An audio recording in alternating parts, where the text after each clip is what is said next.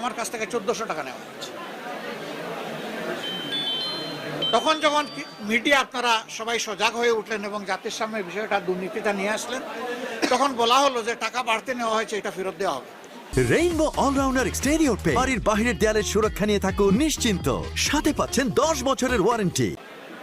আরে শুধু টাকাই তো ছেড়েছে 52 লক্ষ লোক, আপনি টাকা ফেরত দিবেন কিভাবে? তাদেরকে পাবেন কিভাবে?